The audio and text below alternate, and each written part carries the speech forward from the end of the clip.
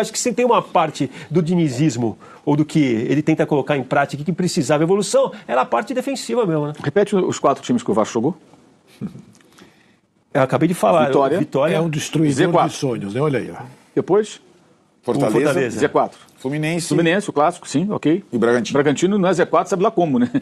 Ah, família, eu não sei como tem alguns que não gostam desse tipo de conteúdo, comentaristas, jornalistas, que de alguma forma tentam diminuir o momento do Vasco. Foi isso que o Arnaldo, vamos enfrentar o time dele no domingo, tentou fazer. Maurinho apareceu e olha, você tem que ver o argumento dele. Por exemplo, ele cita o Fortaleza nessa sequência que o Vasco teve de vitórias.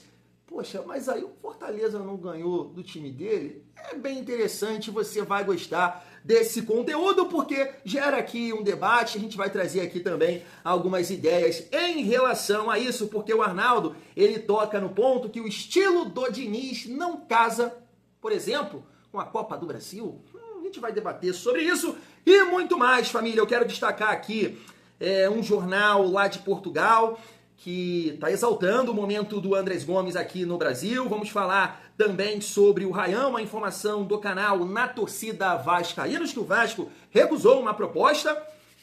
Papel, o Vasco merece mais, o Ryan tá jogando muita bola, não dá. La Liga, é mais papel. Então chega aí, família, que tem muita resenha nesse vídeo. Mas antes, deixa eu te pedir aquela moral. Se não for inscrito aqui no canal Vasco em Família, se inscreve, deixa o like, ativa o sininho para não perder os próximos vídeos, comenta e hypa o vídeo para fortalecer o trabalho do Thiagão. E reta final desse mês de outubro, não esquece de fortalecer aqui na Golcase. Tá precisando da sua capinha, uma capinha personalizada do Vascão? Tá aqui. Aquela garrafa térmica? Tá aqui. Uma mochila, uma mala para viajar? Tem aqui na Golcase. Não esquece, pelo amor de Deus, de utilizar o nosso cupom Família Vasco. Aproveita, esquenta Black Friday Família Vascaína. Então você vai encontrar diversas promoções no site da Golcase. Dá aquele passe mágico, tipo Felipe Coutinho, para esse belo rosto calvo, utilizando aqui o nosso cupom Família Vasco. Tem o QR Code e eu tô deixando também o link no primeiro comentário fixado. Vamos seguir a nossa resenha. Família, o Galo, rapidamente comentar aqui com vocês, porque o Galo chegou, né, à decisão da Copa Sul-Americana, e aí vem na cabeça, né, cara? Já vem um pagodão na cabeça. Bateu saudade, lembrei do tempo que a gente se amou. Que isso, né? Dava, né, família? Dava pro Vasco chegar nessa competição.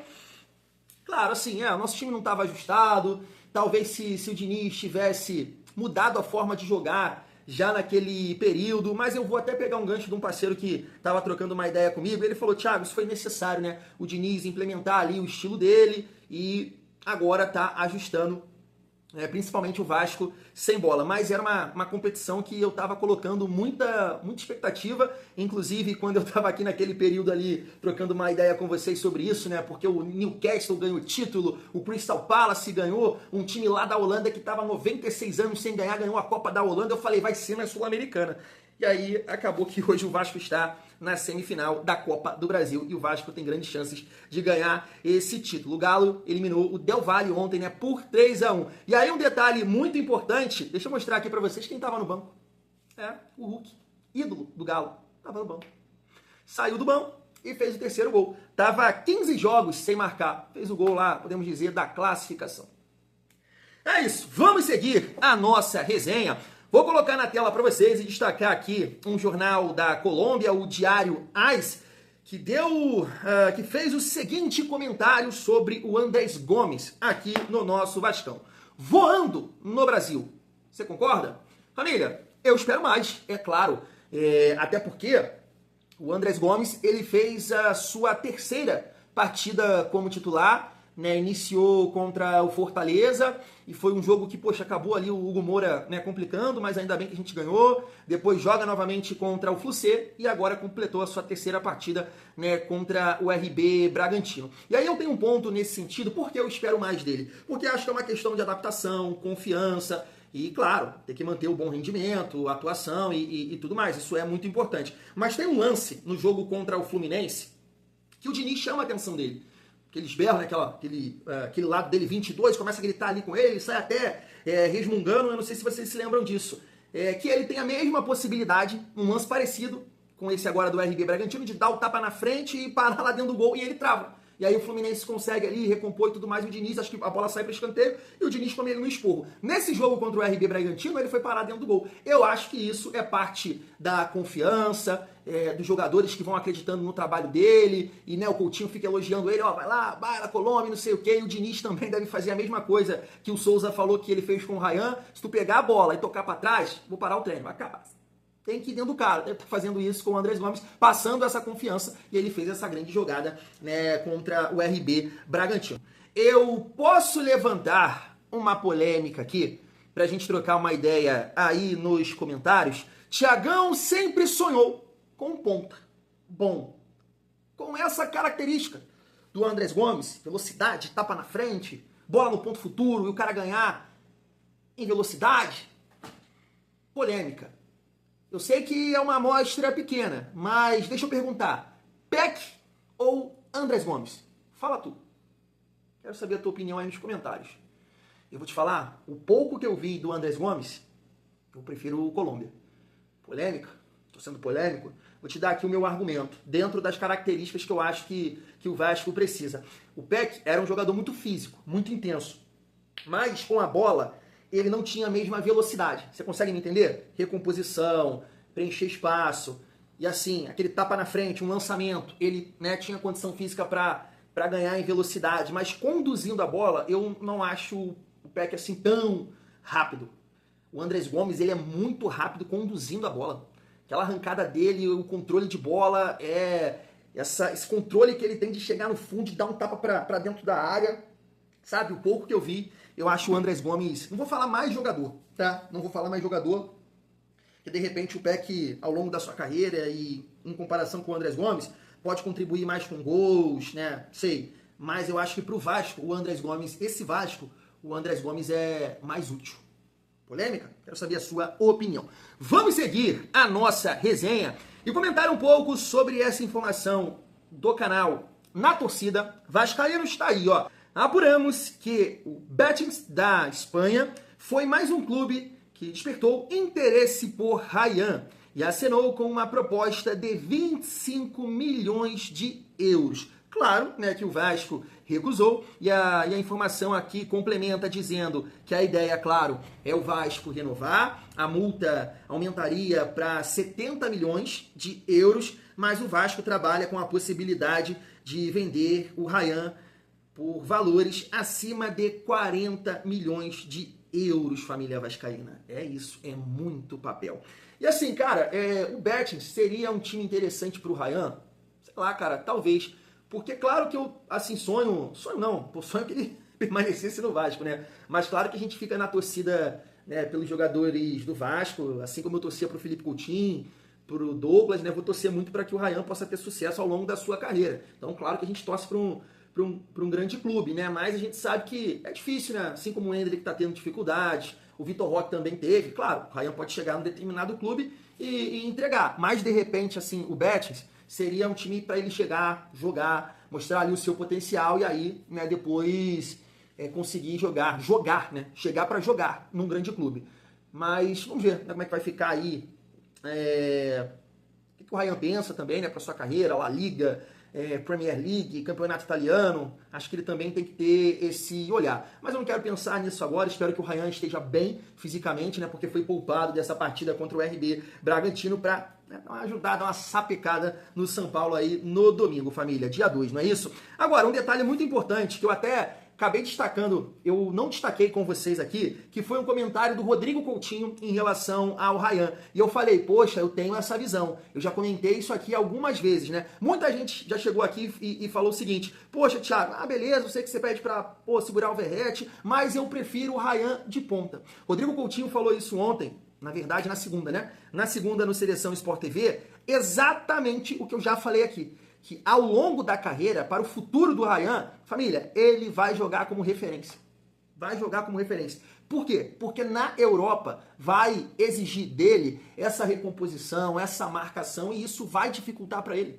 Vai dificultar. O que aconteceu lá no jogo contra o Corinthians, né, que o Diniz comeu ele no esporro, e no jogo com o Cruzeiro ele até foi melhor nesse sentido, mas vai gerar um desgaste pro Ryan, que, cara, você de repente você não vai conseguir tirar o que ele tem de melhor, que é a força, que é jogar mais próximo do gol, perdão, que é o chute, é o tamanho, ele pode aprimorar a bola aérea, o pivô, essa arrancada de atacar o espaço, de atacar a última linha, e como ele é muito rápido, ganhar, né, dos defensores, e beleza, ser um jogador versátil. Eu vejo muito assim potencial no Ryan para jogar tipo... Eles jogam lá na Inter, de Milão, né, com Lautaro e Thuram, o Ryan ser um segundo atacante. A maioria dos times jogam com 3 atacantes, mas ele vai ser a referência. Pô, tenho certeza disso, que ao longo da carreira dele, por exemplo, na seleção, eu acho que se ele estivesse jogando aqui de 9, de referência, ele teria mais chances de conquistar essa vaga do que pelas beiradas. Ele vem jogando assim, né? Claro que agora no jogo contra o São Paulo a gente tem essa dúvida, que é que o Diniz vai fazer, porque o Verratti conseguiu marcar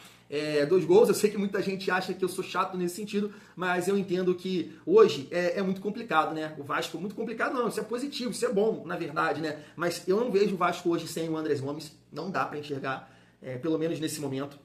Difícil tirar o Nuno, impossível tirar o Ryan, e o Coutinho é gênio. Então, assim, eu acredito que o Verratti ainda é banco nesse momento, família, mas, né, para o futuro tudo pode acontecer. Quero saber a opinião de vocês. É o Vasco trabalhando aí com a possibilidade de renova 40 milhões de euros. É muito papel. Família, chegando aqui na reta final do nosso vídeo, para a gente trocar uma ideia sobre essas opiniões aqui do Arnaldo e também do Maurinho. Tá na tela. Você que já tanto falou sobre o dinizismo, Arnaldo Ribeiro, evoluiu? Não evoluiu. Não evoluiu? Não é isso. O dinizismo, em algumas ocasiões, ele funciona plenamente. Não são os trabalhos mais comuns de sucesso, mas é inegável que esse período dele no Vasco encaixou completamente.